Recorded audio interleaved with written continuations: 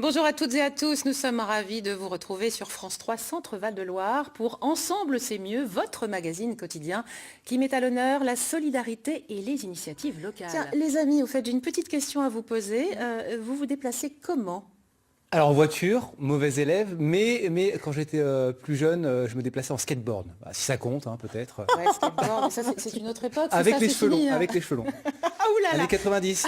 Moi je veux bien avoir des photos de ça, il va falloir qu'on en trouve. Et vous, Émilie, alors ? Alors on a deux transports au choix, c'est-à-dire le principal, la voiture, mauvais élève aussi, et puis peut-être développer le transport avec les chevaux. Tiens, ça serait peut-être une Mais idée, oui, plus écolo. vous êtes une cavalière émérite, hein, 2 chevaux, c'est pas mal ça, hein, pour faire... Ou rouler en 2 chevaux, Ouais, c'est au choix. C'est-à-dire que exactement. demain, vous serez là à 15 heures, c'est bien. Sur le plateau. Avec la 2 chevaux. Ça fait un peu tard quand même. Bon, et le rapport au garagiste, il est plutôt positif, c'est ça ? Ouais, ou il est Pour ma 2 chevaux, ouais, oui, c'est il est votre positif. copain, garagiste. Très souvent au garage, hein, c'est ça?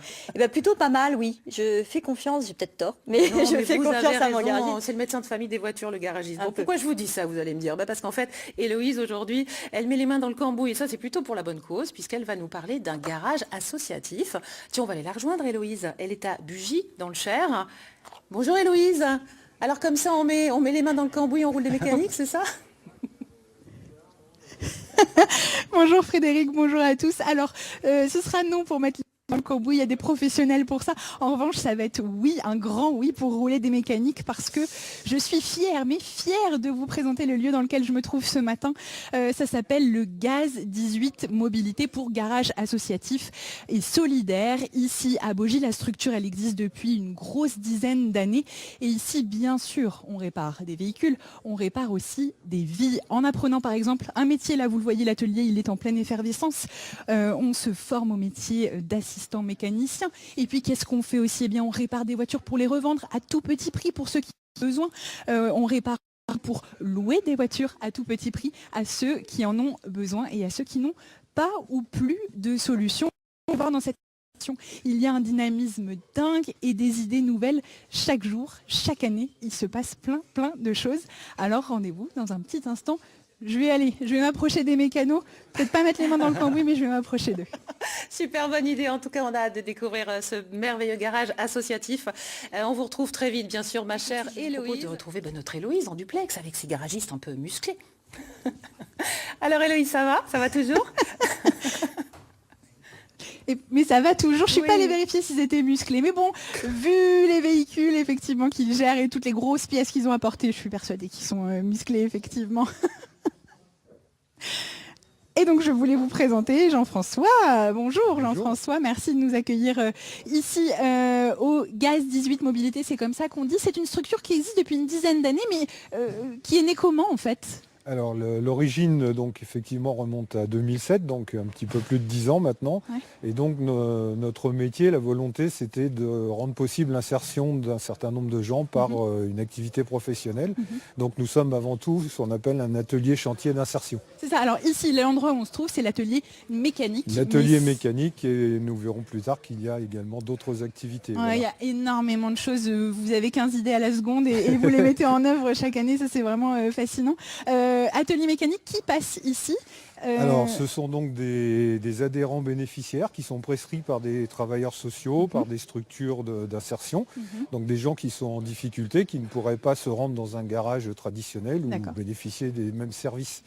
Donc une activité qui fonctionne donc avec des partenaires financiers qui sont principalement là direct, donc l'État, au titre des contrats d'emploi des gens en insertion.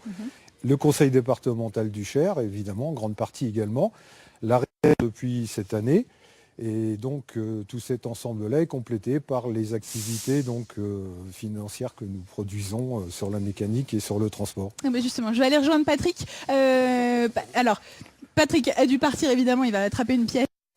Alors, les véhicules qui sont là, quels sont-ils ? Alors nous avons donc, deux types de véhicules. Donc, le premier type, ce sont les véhicules donc, des adhérents bénéficiaires, donc, que nous réparons pour leur compte.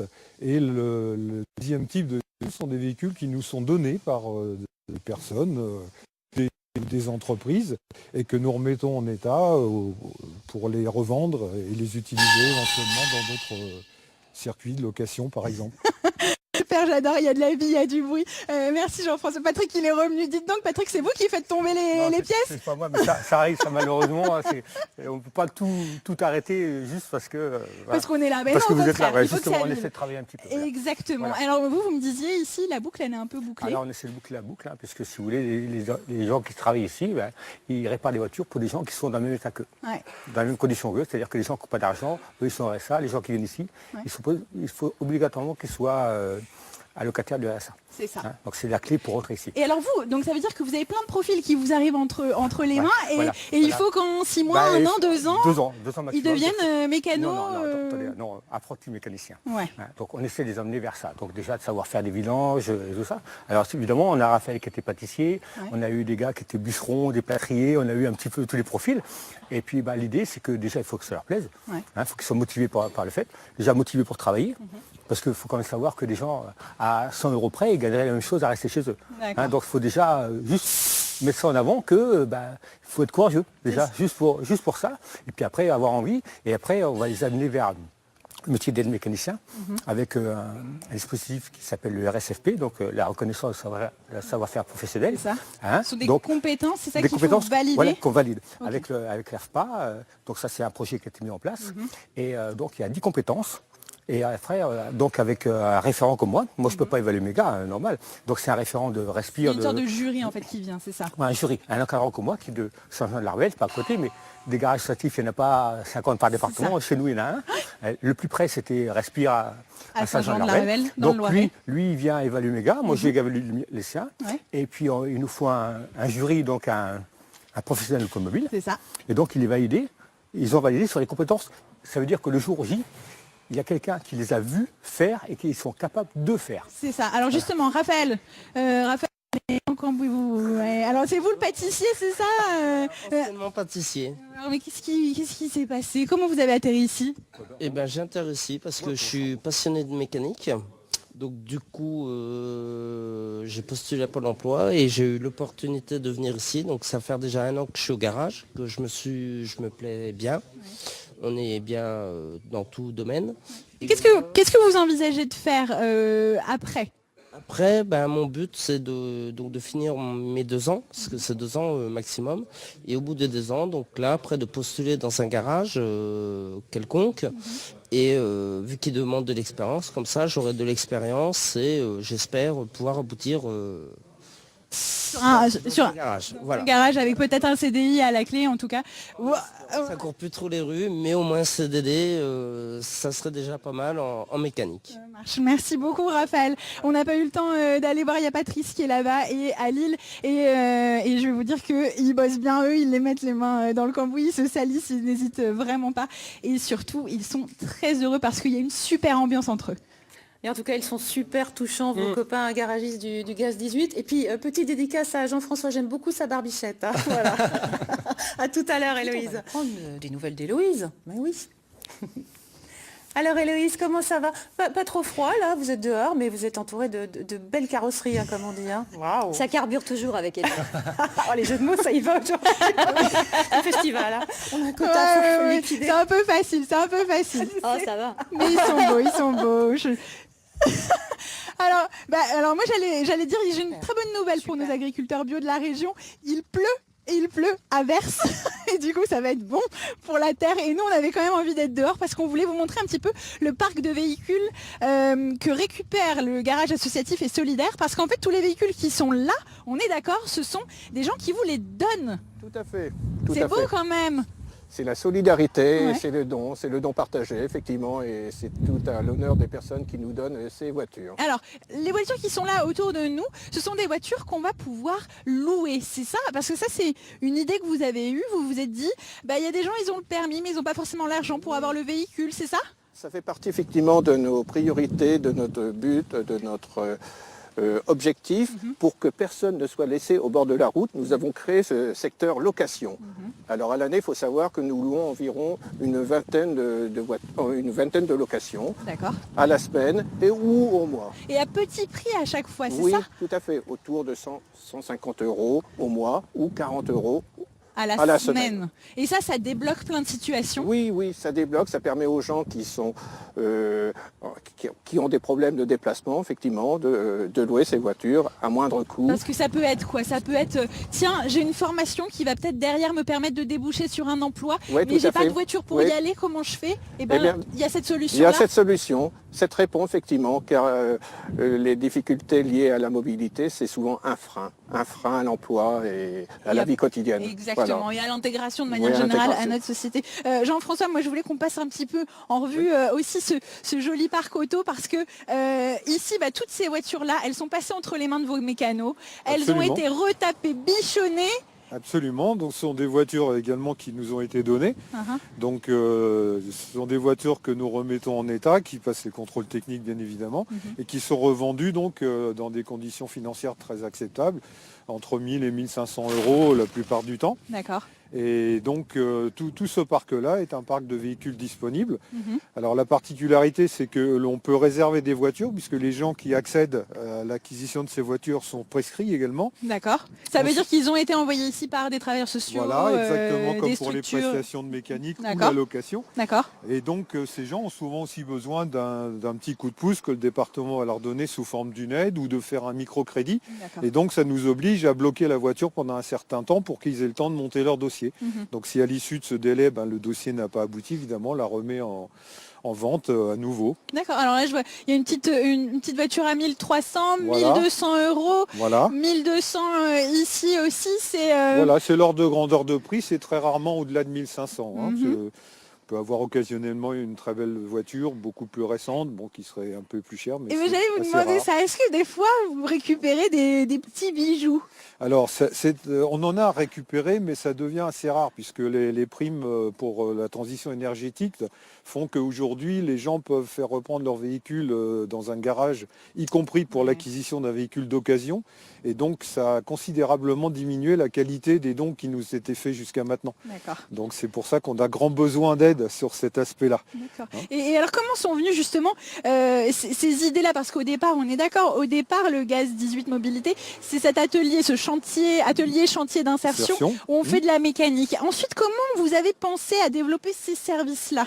Bien, le développement des services, il s'est fait autour d'une part du besoin de complément de financement qu'on avait. Il fallait qu'on D'accord. trouve des activités quand même qui nous amènent un petit quelque chose. D'accord. Et puis il fallait relancer tous ces véhicules dans un circuit pour que, voilà, c'est des véhicules qui ne servaient plus aux gens qui les possédaient, mais qui peuvent servir à d'autres.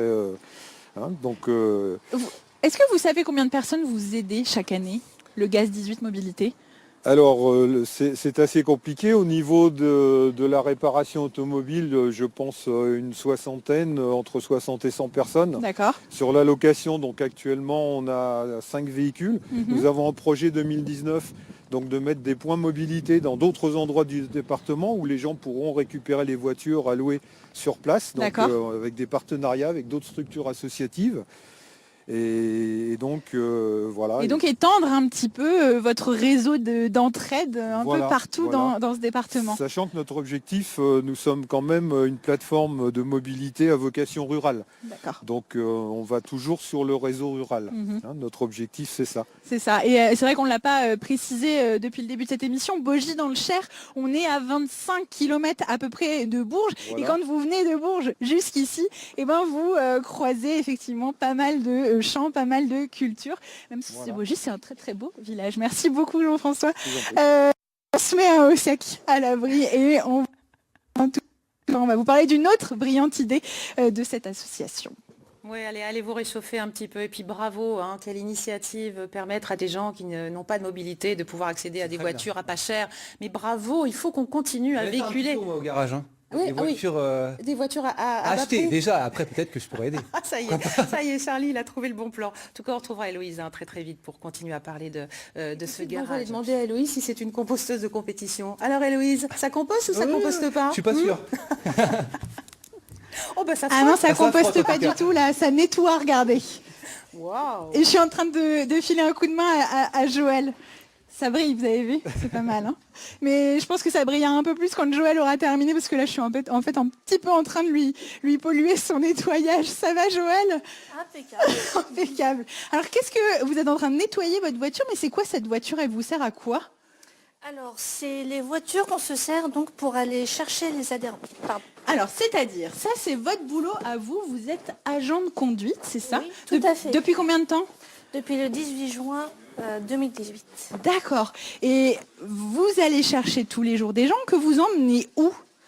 Alors, on les emmène pour des raisons professionnelles. D'accord. Soit ils vont travailler, soit ils vont en formation, soit des rendez-vous professionnels, D'accord. ou vers des conseillers Pôle emploi, mission locale, ce genre de choses. D'accord. En fait, vous aidez des gens qui sont un peu en difficulté. Vous les emmenez pour essayer de les aider à trouver des solutions, c'est ça? Tout à fait, c'est totalement ça. Et c'est du déplacement à la demande. Et vous, en même temps, vous apprenez un métier d'agent de...